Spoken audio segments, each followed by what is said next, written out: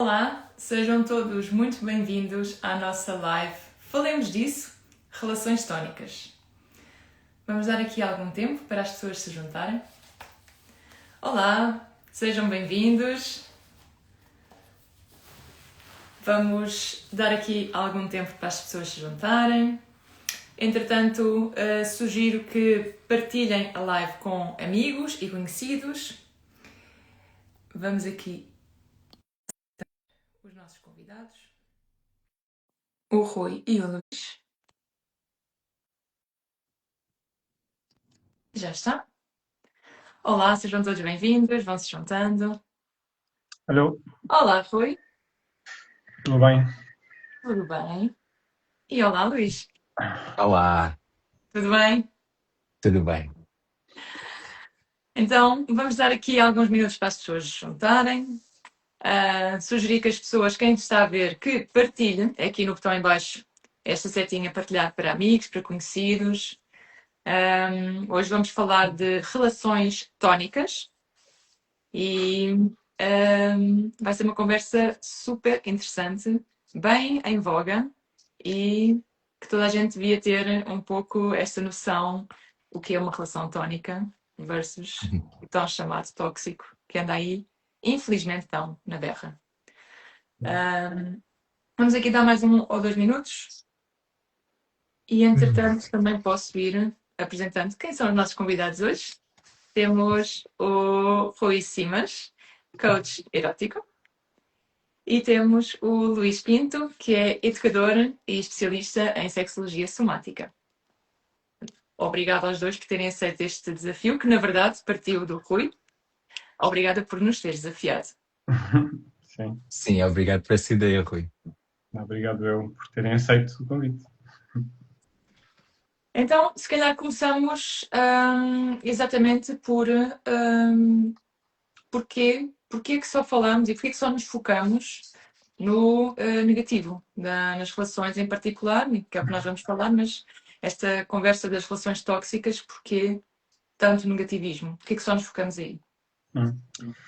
Bem, eu trouxe este assunto à baila porque eu dou consultas individuais e a casais e tenho visto, não só nas consultas, mas nas referências que as pessoas davam do que é que consumiam nas redes sociais, nos mídias, em todo lado, mesmo na forma como as pessoas profissionais da área da psicologia ou da sociologia referem apenas o lado negativo das relações, que a palavra tóxico estava a entrar muito facilmente na conversa das pessoas. E, sobretudo, não como uma análise de comportamento, mas como uma definição de caráter. E isso estava-me a preocupar muito porque definir alguém como tóxico não dá muito espaço para que haja qualquer salvação dessa pessoa. Ou seja, nós, ao definir alguém como tóxico, ou mesmo a definir uma relação como tóxico, nós basicamente dizemos que aquela relação ou que aquela pessoa é letal. Pode acabar com a minha vida, pode acabar com a minha ideia do que é uma relação boa, pode acabar com a minha esperança de ter algum tipo de relação com alguma pessoa alguma vez. E, portanto, nós entramos neste discurso, que é um discurso muito... foi trazido pelos técnicos e pela parte científica de vamos caracterizar pessoas com este tipo de nomenclaturas, porque a parte científica gosta muito de usar etiquetas. E, portanto, quando nós começamos a usar estas etiquetas no nosso dia-a-dia,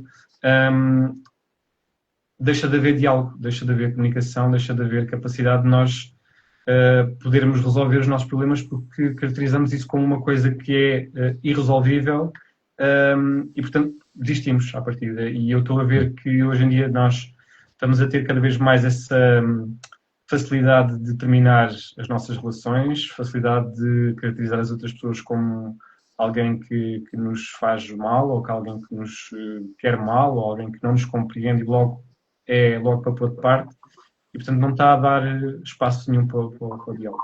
E era por isso que eu queria trazer esta vertente do lado tónico, porque a maioria das relações são tónicas. A maioria das relações as pessoas sabem funcionar e sabem dar-se bem e sabem encontrar o que é que as une, mas nós só falamos, sobretudo os mídias e nos zunzuns que existem sobre os casos, seja dos reality shows, seja do que for, só vemos o que é negativo, só temos as notícias chocantes, só temos os conflitos na internet, cada um a dizer o que é que acha que devia ser assim assado. E estamos a esquecer que a maior parte das pessoas vive bem uma com a outra, convivem bem com a masculinidade e com a feminilidade, e andamos todos a tentar descobrir qual é que é a melhor solução para estas diferenças. Hum. É por isso. Sim, eu queria juntar a isso, se calhar, uma das coisas que me ajuda também a entender porque é que estas etiquetas e esta focalização no negativo acontecem, é focalizar-nos ou tentar perceber como é que o nosso sistema nervoso está organizado. E nós estamos organizados, nós temos uma herança da parte que nós partilhamos com os animaizinhos, apesar de não é. Nós partilhamos muitas coisas com os animaizinhos, até a parte tónica também partilhamos com os animaizinhos. Mas uma das coisas que partilhamos nas funções mais arcaicas é este instinto de sobrevivência que está organizado para detectar tudo o que seja uma ameaça. Então, todo o discurso que carrega no botão vermelho é uma coisa que ativa a atenção. Então, não me admira que todas estas palavras que têm esta ideia implícita de ameaça ficam. Nós estamos organizados para as memorizar e para pôr mais energia nelas. O que é diferente de olhar para nós próprios e para as relações de uma forma, ou olhar para aquilo que é tónico nelas, porque isso já requer uma certa intencionalidade. Nós temos de cultivar a nossa habilidade de encontrar em nós e na relação os aspectos positivos dos recursos. E eu estava aqui a pensar, eu acho que coletivamente nós andamos saturados, os nossos sistemas nervosos estão saturados, nós estamos sobreestimulados constantemente, não só com todas estas ideias negativas que são passadas pelos mídias, mas há muita saturação de informação de todos os tipos, sensorial, cognitiva. Então imaginem o que é, nós andamos aqui todos ativados, wired, não é? Todos num estado de alerta constante, já estamos predispostos para uma sensação de ameaça. Portanto, tudo o que vai confirmar isso, e sobretudo se for em termos hiper generalizantes, como tóxico, nós vamos agarrar a eles porque nós precisamos de algo que explique o que nos está a acontecer. Agora eu queria dizer que há um lado bom nisto, só para olhar para o lado positivo, que é por causa da dispersão de informação técnica, mas às vezes distorcida, porque não existe um acordo sobre o que é, por exemplo, mesmo narcisismo, toxicidade, não há um acordo científico sobre como é que isto se manifesta, como é que se descreve. Isto é uma coisa mais um fenómeno de cultura pop, não é? Que é usado para descrever uma coisa que eu acho que as pessoas sentem que é uma opressão sistémica, que às vezes existe, aplica-se mais a sistemas e menos às pessoas. Então é um atalho para nós descrevermos qualquer coisa que estamos a sentir, não sabemos muito bem como descrevê-lo de uma forma mais concreta, então usamos estes termos. Pronto. E eu acho que há uma razão pelo facto de isto estar a acontecer, mas depois causa muita distorção e tem impacto no bem-estar e na dignidade das pessoas, eu acho. E acaba também por generalizar um pouco quando usamos tantas vezes essa palavra, ou as palavras mais negativas, como tóxico, como narcisismo, como trauma, ou o que seja, acaba por generalizar bastante e é como o Rui dizias, depois não dá abertura sequer para explorar ou conhecer, porque rotulamos logo e depois podemos cair noutro tipo de problemas, mas focamos aqui na parte da relação. Há uma parte boa. Só para dizer, eu gosto disto de nós termos acesso a estes termos, não é? Dizer, ok, agora já toda a gente sabe teorias do apego, já todos conseguem dizer qual é que é o teu estilo de apego. Ah, tu és mais evitativo, eu sou mais ansioso, não sei o quê. Isto é uma coisa dos últimos anos. Nós temos esta literacia relacional que vem da psicologia. Isto é uma coisa fixe, eu gosto disso. Mas está a criar ruído, eu acho. E é isso, eu junto-me ao que o Rui está a dizer, está a criar uma camada que nos impede de ir à essência daquilo que é a relação e do bom que elas nos trazem e já nos trazem. Desculpa, Rui, ias dizer. Não, o que eu ia dizer é que isso que tu disseste é importante, haver literacia e haver cultura da área afetiva, emocional e sentimental é sem dúvida importante. Aquilo que eu acho que está aqui a condicionar é que as áreas de ciência social não são ciências exatas. Ou seja, quando nós começamos a usar termos como sistémico, normativo, opressivo, tóxico, whatever, nós estamos a caracterizar coisas que muitas vezes até podem ser consideradas boas para alguém. E esta questão do tóxico é uma das coisas que, por exemplo, na literatura erótica, grande parte da literatura erótica escrita por mulheres é sobre homens tóxicos, é sobre homens considerados tóxicos, ou seja, o homem que não é de fácil trato, não é um homem que se entrega, não é um homem insensível, ou seja, esse lado tóxico pode ser muito atraente para algumas pessoas, se não for abusivo, se não for condicionante, se não for opressivo, ou seja, a questão da sistematização de comportamentos é que é a parte complicada e que é a parte que se deve conotar como má. Ou seja, se for uma coisa sistemática, se for uma coisa que me oprime constantemente, se é uma coisa que não me dá sequer liberdade para fazer nada, então isso sim é um comportamento pode ser considerado tóxico ou mau, ou opressivo, ou perseguidor, ou abusivo. Essa definição é correta, mas se nós formos fazer um estudo na área da psicologia ou da sociologia, os estudos nunca são sobre 100% da população mundial. Okay? Os estudos são sobre frações de pessoas que se prestam aos estudos, que muitas vezes podem até não dar a sua opinião correta ou não dar dizer a sua verdade nos próprios estudos, e nós estamos a criar notícias de jornais importantes com base em estudos de micro-universos e dizemos que 70% da população mundial é isto, ou 30% da população mundial é aquilo, ou, percebes? Nós, quando usamos essa base científica para caracterizar um determinado tipo de pessoas, ou um determinado tipo de, não é pessoas, um determinado tipo de etiquetas de pessoas, ou seja, se caracterizamos os homens como isto, as mulheres como aquilo, os africanos como aquilo, os homossexuais como aquilo, com base em critérios muito pouco concisos, é muito fácil as pessoas depois no seu dia-a-dia, como fazem a sua pesquisa nos seus grupos de amigos, nas suas bolhas sociais, elas próprias também usarem esse tipo de definições básicas com base em pequenas amostras, não é? Se eu tenho dois amigos meus que são negros e roubam coisas, eu vou dizer que todos os negros roubam coisas, percebes? E, portanto, eu não posso estar a conotar uma espécie humana com amostras muito pequenas, e é isso que eu acho que os mídias estão a gostar de usar, porque essa frase-chave cria não só visibilidade nas suas redes sociais, porque os mídias estão a morrer, não é? Ninguém compra jornais, ninguém paga canais de televisão, portanto as pessoas eles só vivem com esse conflito online e ainda por cima deturpam ou deturpam não, escolhem especificamente algumas informações para criarem esse conflito. Eu vou-vos dar dois exemplos. Um dos exemplos que saiu há pouco tempo no Jornal Expresso foi que 1/3 dos homens pensava de uma forma conservadora.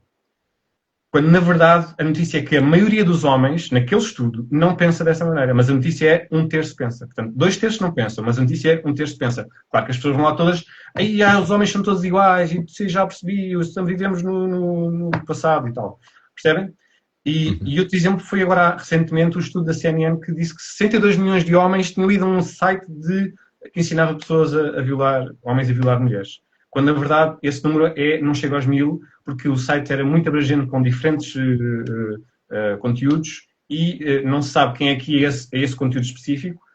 Os 62 milhões é de cliques e não de pessoas que iam lá. Portanto, essa informação é gerada para criar este pânico, para que nós comecemos a julgar especificamente as pessoas com base na sua identidade e depois não conseguimos falar com elas porque hoje em dia, por exemplo, usa-se palavras como heterofobia, que é fobia do sexo oposto.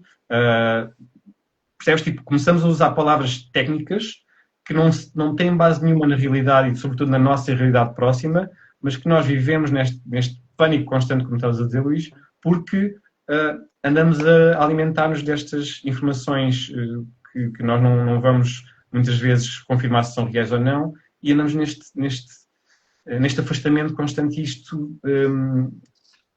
preocupa-me muito, mesmo muito, porque eu tenho 2 filhas pequenas e o mundo onde elas vivem é neste mundo de... vocês sabem que há grupos de Facebook com não sei quantos milhões de homens atrás. Claro que elas vão entrar em pânico, claro que elas não vão querer ter relações com ninguém, claro que elas vão ter medo de sair à rua e de estar com alguém e desconfiar sempre que bebem qualquer coisa ou que... sei lá, percebes? Ou seja, isto está mesmo a criar essa reação animal, sim, essa reação básica de tenho medo, não vou, para as pessoas ficarem em casa, para as pessoas ficarem mais isoladas ainda, mais agarradas ao telemóvel, porque contra o telemóvel não há nada que nos faça mal, né? A gente pode desligar, e portanto não querem interação pessoal. E para acrescentar aquilo que estavas a dizer em relação à questão dos sentimentos animais, a diferença entre os seres humanos e os animais é que nós temos essa base base biológica, ou essa base nervosa, ou de sistema nervoso, mas nós temos a capacidade de analisar os nossos contextos onde nós nos inserimos e de perceber, terem atenção como características não só físicas e fisiológicas, mas também intelectuais, emocionais, afetivas. Nós conseguimos construir relações mesmo quando elas são muito difíceis, mesmo os animais não namoram à distância. Os animais não namoram, percebes? Tipo, os animais não escrevem livros de poesia sobre o que é o amor. Percebes? Tipo, nós conseguimos construir ideias e contextos muito diferentes e, portanto, gerir as nossas emoções, sim, isso é importante. E geri-las com inteligência, sim, isso é o mais importante. E é por isso que eu estou a dizer que nós agora não estamos a gerir as emoções com inteligência, estamos a gerir as emoções com esse medo e com essa reação básica do nosso sistema nervoso. Há aqui várias coisas que tu estás a dizer que eu quero pegar. Quero só fazer um pequeno contraste com como descreveste as ciências sociais, vindo das ciências sociais. Quero-te dizer que elas não são exatas, mas o método científico pode ser aplicado.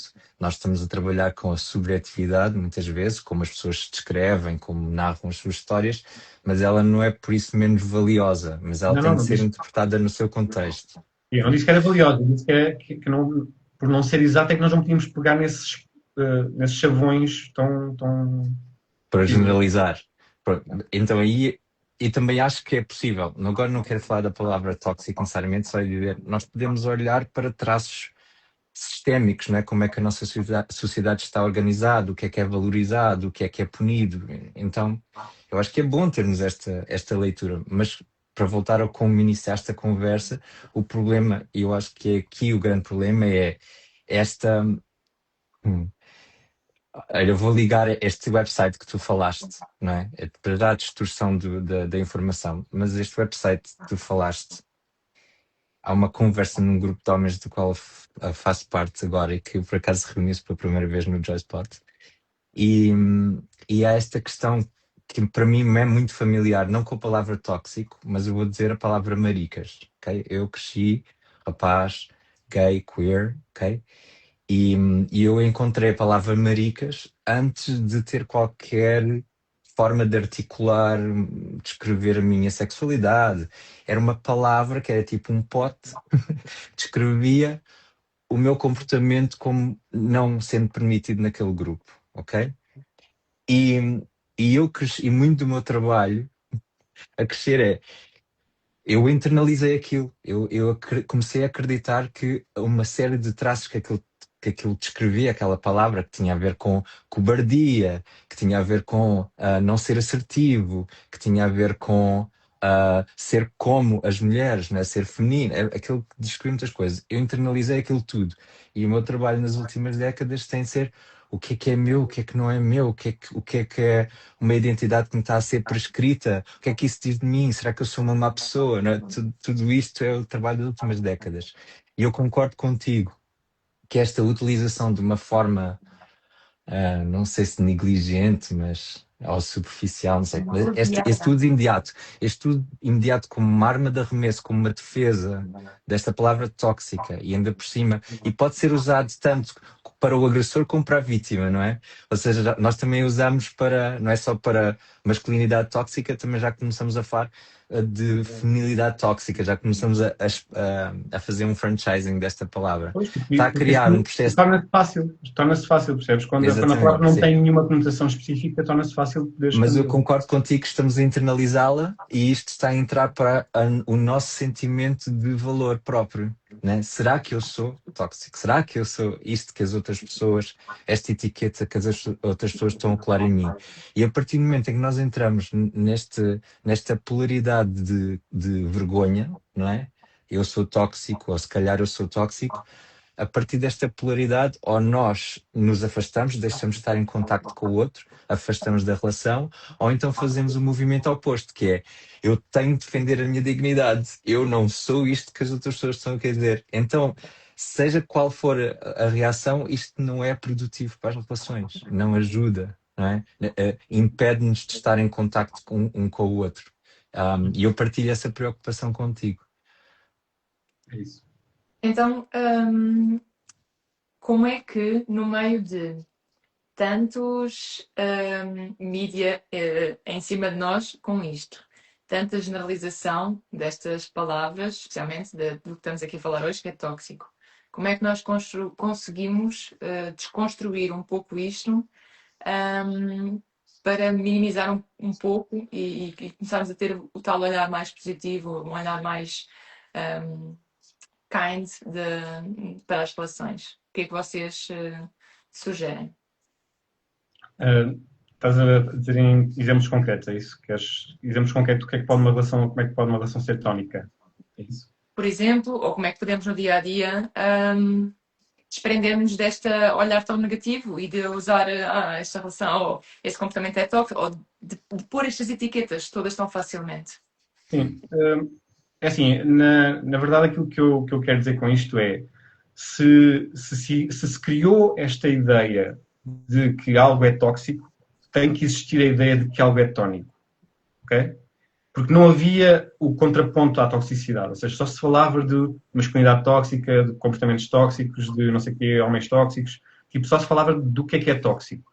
E se vamos inventar que algo é tóxico, então temos que inventar que há um contraponto a isso, que há um antídoto, porque senão não há saída. E foi por isso que eu quis lançar este tema, porque é isso que eu faço nas minhas consultas, é quando as pessoas começam a entrar por este discurso muito, e não é só a palavra tóxica, há outras palavras, normativo, mesmo tudo o que tem a ver com história, de opressão e não sei o quê, sistemática, tipo, essas palavras estão a ser cada vez mais usadas no vocabulário das pessoas. E são palavras que, como não há antídoto para essas palavras, as pessoas não sabem sair delas. Ou seja, elas acham mesmo que se uma coisa é normativa, ou se é sistemática, ou se é tóxica, então não há como combatê-la. Nem que eu vá para a frente, agora eu vou tentar. Como é que eu vou tentar se aquilo já é? Se aquilo é, percebes? É a identidade daquilo. E, portanto, eu quis lançar esta ideia de algo que é tónico, porque eu vejo as características tónicas das relações e eu aponto e digo, olha, isso é tónico, isso faz bem à vossa relação, isso faz-te bem a ti. Ou seja, isso pode ser o lado bom, por isso é que eu trabalho na área do erotismo e não na área da sexualidade. O erotismo é o lado positivo da sexualidade, porque se não houver lado positivo, não há erotismo. Não há erotismo se houver mal-estar, se houver abuso, se houver violência, se houver afastamento. Não há erotismo, é impossível haver erotismo. E, portanto, eu não quero considerar que é impossível haver uma coisa boa, percebes? E por isso, há vários exemplos de como as relações podem ser tónicas, e posso dar 4 ou 5 exemplos, se quiseres. Olha, uma das características mais importantes que as relações têm, as relações boas têm, é as pessoas confiarem uma na outra. Haver confiança, tanto na própria pessoa, ter confiança em si próprio, como ter confiança no outro. E isso só se pode fazer com ser responsável por aquilo que se diz, estar presente quando se diz que está presente, cumprir aquilo que se promete. Esse tipo de atitudes são tónicas. Isso reforça a confiança uns nos outros. Isso é uma das coisas mais basilares. Outra coisa é dar valor à outra pessoa. É dar atenção, estar presente. Ou seja, quando alguém fala contigo, ouvir e lembrar-nos daquilo que as pessoas dizem. Recordar isso é fazer com que a outra pessoa tenha alguma validade na nossa vida. Isso é tónico. Isso é, ok, esta pessoa não está aqui só... Eu estou a falar com ela e nem sequer está a ouvir. Ela está a ouvir, ela está a olhar para mim. Isso é uma coisa boa, tónica. O toque ser uma coisa que dá prazer, ou seja, não é uma coisa evasiva, não é uma coisa a medo, é uma coisa que, não, eu quero te tocar porque gosto de ti, eu gosto da tua pele, da proximidade que nós temos. Isso é uma coisa tónica. A cumplicidade, que é ter interesse em conhecer o outro, ou seja, adquirirmos a informação sobre o outro para depois mais tarde nos lembrarmos quando ele nem sequer está à espera que a gente se vai lembrar. Isso é dar importância à outra pessoa, isso é querer que a outra pessoa esteja connosco, porque se nós não damos importância não vale a pena ter uma relação. E, portanto, estas coisas têm que acontecer mutuamente, isso é muito importante e faz toda a diferença. E depois há um outro ponto que como é que se chama? Os Gottman, não é estúdios, mas é o Instituto Gottman. Sim. Eles identificaram, eles fizeram um estudo com muita gente, identificaram uma das características mais importantes das relações que funcionam, que é quando alguém aponta qualquer coisa, fala sobre um detalhe ou diz, olha para aquilo, a outra pessoa olha, a outra pessoa interessa-se por aquilo que alguém está a mostrar ou alguém está a fazer.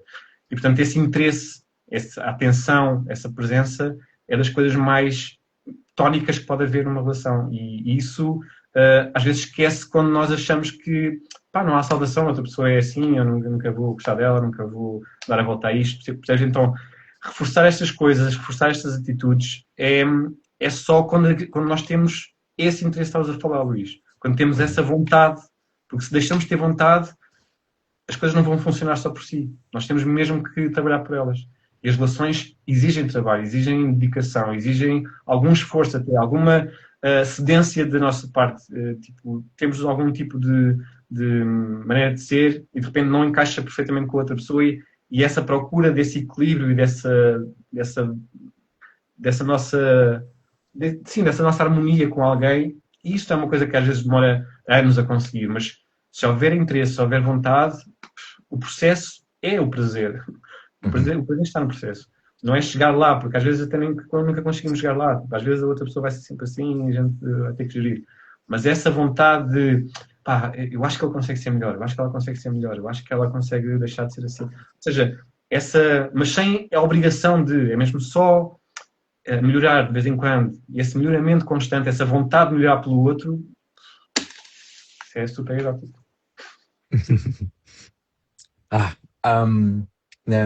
A escola de formação que eu segui, que tem sido o meu percurso, que é a Soma Intimacy, tem uma abordagem que se chama acompanhamento com base em recursos.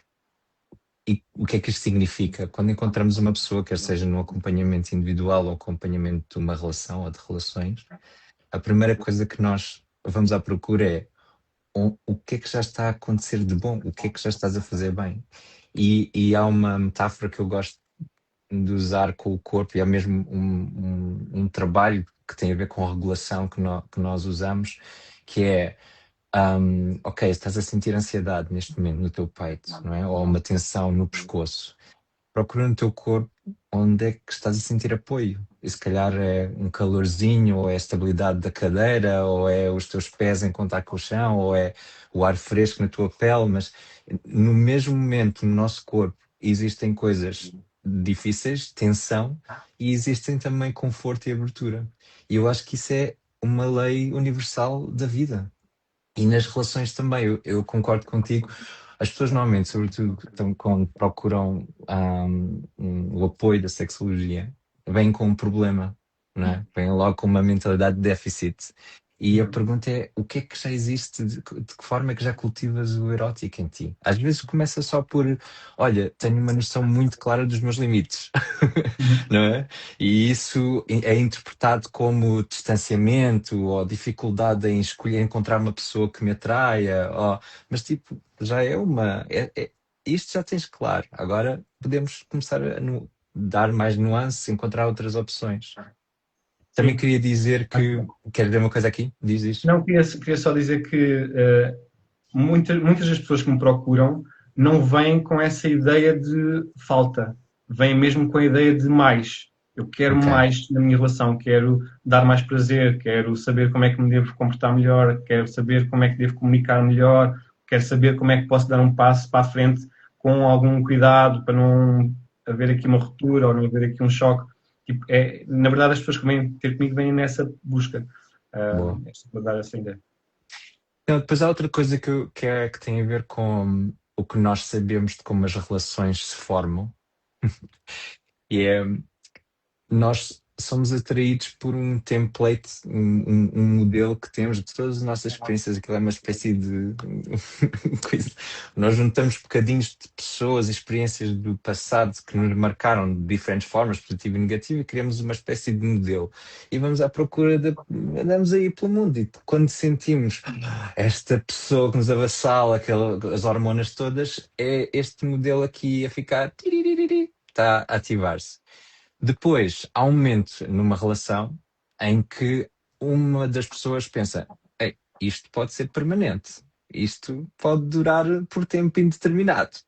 E quando isso acontece, todas estas características que eu adoro como esta pessoa exprime as suas emoções, tão expressiva, etc, etc, quando nós, espera lá, isto pode ser para sempre, há uma mudança que se começa a fazer gradualmente e esta mesma característica. Fogo, esta pessoa é histérica, não sei o quê, não se cala um bocadinho, tem de tornar tudo explícito.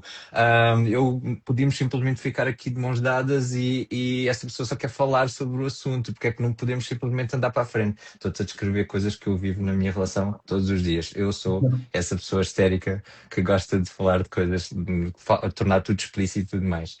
Mas o que é lindo, e é por isso que eu tenho uma fé enorme nas relações, é que nós atraímos por complementaridades, muitas vezes. E se conseguirmos criar um espaço seguro na relação, nós abrimos à possibilidade e às qualidades que a outra pessoa nos oferece, que quando as descrevemos de um estado de tensão interna, a podemos catalogar como tóxico, mas essa mesma característica, que era o que tu estavas a dizer, Rui, num espaço de abertura pode ser tónica para o mundo e para mim, não é? Eu posso aprender com esta outra forma de estar no mundo. E para mim, as relações, não apenas amorosas, mas eróticas, em todas as suas expressões, têm sido a maior escola. E eu acho que às vezes também nos esquecemos disso, do potencial transformador que existe na possibilidade de nos abrirmos a outra pessoa. Sim, e eu até digo mais, nós só nos tornamos humanos perante outros humanos. Nós não nos tornamos Uhum, humanos sozinhos nem perante um ecrã. uhum, E uhum, aí tornamos-nos robôs, aí tornamos máquinas, porque aí nós achamos que temos todas as certezas, não temos nenhuma consequência, não há nada que nos afete, nós podemos desligar-nos de tudo quando quisermos, mas a existência humana é uma existência de consequência, uma uhum, existência de dar e receber, de afetar a outra pessoa e sermos afetados, porque se nós não formos afetados, se nós não nos uhum. preocuparmos com nenhuma consequência, nós não evoluímos, nós não crescemos e, portanto, nós só existimos nas relações. É Mesmo que verdade. sejam relações de amizade ou conhecimento ou whatever, mas quanto mais próximas as relações são, mais nós podemos crescer, mais profundo nós podemos conhecer o que é que nós somos e o que é que o mundo é, o mundo humano é. Porque nos outros nós vemos a nós próprios também. E é isso que eu acho que as pessoas estão a começar a desistir muito facilmente quando a coisa se torna difícil ou É verdade. complexa. E a coisa vai ser sempre complexa, Mas isso cada também vez mais complexa. Pois isso acontece, porque também, como o Luís estava a dizer, nós temos que nos forçar a ter esse olhar mais positivo e isso também Uhum. leva tempo e isso Uhum. também leva esforço. E hoje em dia estamos num momento em que tudo tem que ser rápido, tudo tem que ser para Uhum. ontem e descartável, e portanto, naturalmente, não estamos para, ok, deixa lá parar e Uhum. forçar-me aqui a olhar, a mudar os óculos de negativo para positivo e a Uhum. dar-me tempo para olhar para a parte boa. Porque isso Sim, é trabalhoso, por isso é normal, entre aspas, que não deveria ser, sim. mas infelizmente é essa a lente que nós estamos a ter. Mas, Mas só para mas a te dizer, mensagem... Diz, João. Diz. eu queria dizer, só para trazer o corpo para a conversa, eu gosto desta metáfora. Há estudos que dizem que é preciso cerca de 20 minutos para o cérebro se dar conta que o estômago está cheio, não é? Então, quando nós comemos a partir de uma coisa compulsiva, uma projeção mental, não nos damos tempo para perceber o que é que se está a passar. E com as questões de ameaça, quando as pessoas usam o rótulo de tóxico, normalmente vem de um lugar de enfado, de raiva, de estar cansado Não, ou de de um medo, também comportamento, pode ser de medo. não é? Mas o que eu quero dizer com isto é, a nossa leitura do que está a acontecer vai ser uma leitura necessariamente redutora. Então, uma das coisas que eu acho que é super importante, e eu estou a aprender a fazer isto aos 45, isto é uma coisa difícil de se fazer, ok? É ok, notar que eu estou a usar este rótulo da palavra tóxico, isto vem de um lugar de tensão interna, ok? Eu tenho de dar um bocadinho, o tempo da cabeça é o tempo rápido, o tempo do corpo é um tempo de lento. Então eu tenho de dar tempo ao corpo para integrar o que está a acontecer e fazer uma nova leitura mais aberta. E se eu não der esse tempo ao corpo, é muito difícil nós sairmos destes rótulos generalistas e superficiais, eu acho. Mas o que eu ia dizer há bocadinho é que, Joana, estavas a dizer que é preciso um investimento e que hoje em dia nós queremos tudo rápido. Sim, porque nós temos tudo rápido. Nós temos Yeah. todas as opções à nossa volta muito rapidamente. Nós podemos ter comida em casa, podemos ter pessoas em casa, podemos ter tudo e desligar a seguir. Só que nós esquecemos uma coisa que é as flores não crescem de um dia para o outro. A natureza não se muda de um dia para o outro. Só com grande investimento é que há grande recompensa. Não há como tu achares que se tu fizeres uma coisa hoje rapidamente, tu vais ter uma grande vantagem amanhã. Tu vais ter o mesmo nível de vantagem. Vais ter uma coisa muito rápida e muito fugaz. E é isso que eu acho que nós não estamos a comunicar às pessoas de forma correta e regular. Nós estamos a comunicar só que é fácil acabar. É fácil desistir, é fácil não haver, não dar ao trabalho, porque dar trabalho, só a palavra trabalho já é um trabalho. Por isso ninguém quer ter esse trabalho. E, portanto, nós hoje estamos, basicamente, toda a gente dá as suas opiniões online, toda a gente tem milhares de seguidores e, às vezes, pessoas que não são profissionais têm muito mais seguidores do que as pessoas que são profissionais e, portanto, ouve-se todo o tipo de conselhos e de dicas para a vida. E depois nós ouvimos esses conteúdos, achamos que somos donos da verdade e vamos para o mundo então dizer as nossas verdades. E, na verdade, a minha mensagem sempre é: sejam curiosos, não acham que tenham a certeza, porque se tiverem certeza, mesmo na área da sexualidade, no ato sexual, quanto menos certezas tu tiveres, melhor. Porque a curiosidade faz com que tu descubras muitas vezes coisas que nem a própria pessoa sabe que gosta. Agora, se tu fores com a certeza absoluta que é naquele ponto, porque é assim e vais fazer assim com toda a gente, podes ter certeza que vais falhar 1001 vezes e vais acertar duas. E portanto, também há uma coisa, diz- só na questão do encontro erótico, ele é co-construído. Então não podemos entrar neste encontro com o guião todo trabalhado. óbvio. Tem de ser uma coisa aberta ao não saber, não é? Exato. É só... Aberto a não saber, a priori, ou seja, antes de fazer, ou seja, tipo, pensar que cada pessoa é um universo único e vamos explorá-lo, como se nunca tivéssemos explorado nenhum. Temos umas ideias do que é mais ou menos a estrutura, mas vamos explorar. E mais do que isso, que é co-criado, como estavas a dizer, porque na verdade as duas pessoas estão a descobrir isso, porque na verdade alguém que é tocado nunca é tocado da mesma maneira por duas pessoas diferentes, ou mesmo pela mesma pessoa já tem dias, não é? E, portanto, nós estamos sempre naquela dúvida se vamos reagir de uma maneira, se não vamos reagir de outra maneira. Mas esta dúvida, se for uma pressão, é horrível. Se for uma curiosidade, é incrível. E é a mesma sensação. É a mesma sensação de não sei o que é que vai acontecer, mas tenho vontade que aconteça. Versus não sei o que é que vai acontecer, não quero nada que aconteça. E esta disponibilidade para nós nos conhecermos e termos essa disponibilidade para a experiência correr mais ou menos bem ou mais ou menos mal, mas sem ter que ser grandiosamente boa ou extraordinariamente má, percebes? Tipo, haver essa noção de limites, haver essa noção de que nem não aceitamos tudo, mas também não negamos tudo e não abdicamos de tudo, porque senão... Então aí sim, aí vamos começar a ser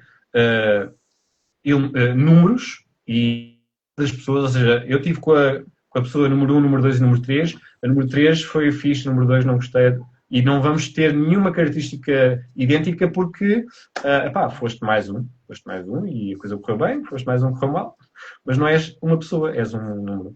E então, nós somos pessoas porque somos complexas, nós somos pessoas porque precisamos de que nos estudem e precisamos de estudar o outro e porque hoje estamos bem, amanhã estamos mal e porque com 20 anos estamos bem da fixe e com 30 somos uma seca.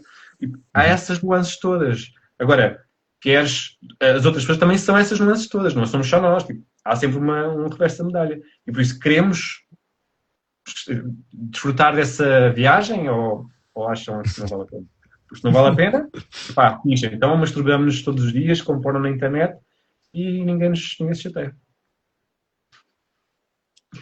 Eu vou agora, quem tiver alguma questão ou quiser partilhar alguma coisa, pode fazê-lo agora. Eu tenho estado atenta, ninguém partilhou nenhuma dúvida ou nenhuma questão, mas deixamos estes últimos 5 minutos para partilhas ou comentários. E, no entretanto, peço-vos que pensem, última frase, o que é que gostavam de deixar nesta conversa, nestas relações tónicas? Que mensagem é que gostavam de deixar cada um de vocês? E não há perguntas? Se houver, a gente responde. Mas, Luís, diz-me, o que gostavas de deixar? Então, só está a aparecer uma coisa que me vai à cabeça e é um tema que é delicado de partilhar, mas eu vou arriscar. Colocar,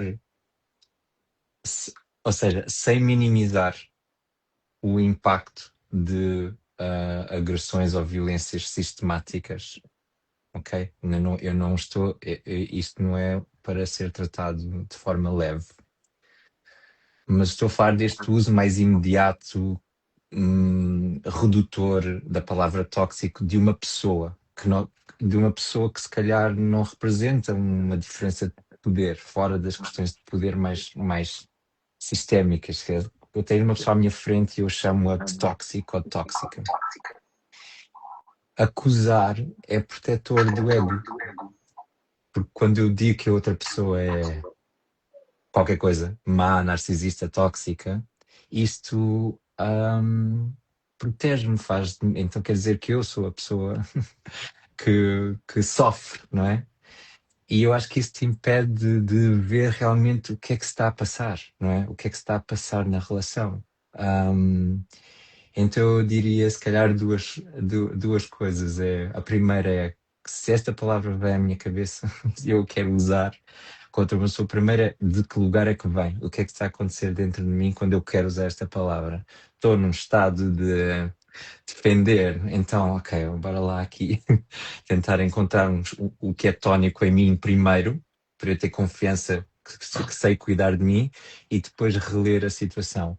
E a segunda tem a ver com isto, que é como é que eu posso ter um foco que vai tanto para o outro como também para mim, sempre, não é? Como é que eu posso manter esta presença para mim e para o outro constantemente?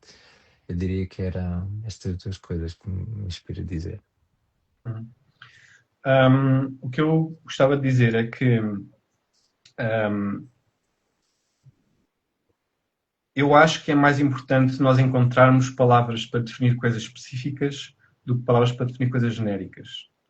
Eu acho que a palavra tóxico é uma palavra muito genérica que pode significar tudo e, na verdade, todos somos um bocadinho tóxicos. Podemos ser um bocadinho tóxicos. Ou porque não temos a consciência aberta para todos os riscos da vida e para todas as pessoas e para para defender todas as causas do mundo e, portanto, somos um bocadinho tóxicos por causa disso. Ou porque muitas vezes erramos, muitas vezes falhamos, muitas vezes fazemos coisas sem pensar, muitas vezes abusamos de substâncias e fazemos coisas mais graves. Ou seja, toda a gente tem essa capacidade de ser tóxica e a toxicidade, a ideia de algo que é mau, não é minimamente inerente a uma categoria de pessoas, sobretudo masculina.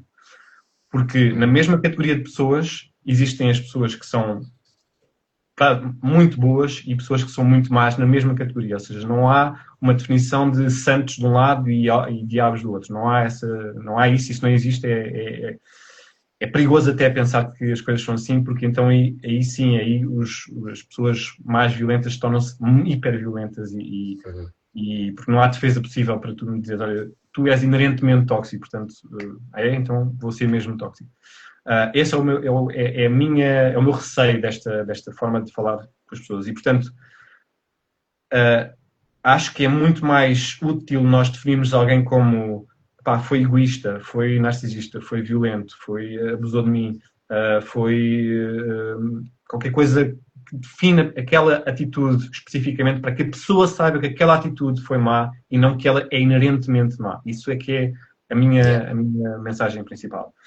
E por isso mesmo, para que nós possamos existir num mundo onde as palavras são inventadas, então nós podemos inventar o contrário dessas palavras. E para mim é mesmo importante que se comece a falar sobre assuntos tónicos e ações tónicas de pessoas que fizeram coisas positivas. E o erotismo, a meu ver, é essa via. Na área da sexualidade, depois há outras áreas, mas na área da sexualidade. Obrigada. Eu, do meu lado, desafio as pessoas que nos estão a assistir a mudarem a lente e a passarem a ver as coisas pelo positivo, não menosprezando nem minorizando quando há realmente violência, novamente. A live vai ficar disponível, vamos disponibilizá-la entre hoje e amanhã. Mas tomem o tempo para ver as coisas boas nas vossas relações, não só nas relações amorosas, mas também nas relações de amigos, e vejam realmente o lado positivo, o lado bom, o lado tónico, e comecem a utilizar mais esta expressão e vão ver que à medida que se começa a exercitar este lado, também fica mais fácil de o normalizar. Portanto, vamos aos poucos deixando o tóxico e passando para o tónico. Acho que este é, do meu lado, o que aprendi hoje. Sim, o Jeff Pot tem muito para propor de tónico. Tem muito tónico, não tem? Muito tónico. Luís, muito obrigada. Foi um prazer estar aqui à conversa convosco. Obrigado, E obrigada a todas as pessoas que assistiram. Obrigado. Obrigada. Tchau, tchau.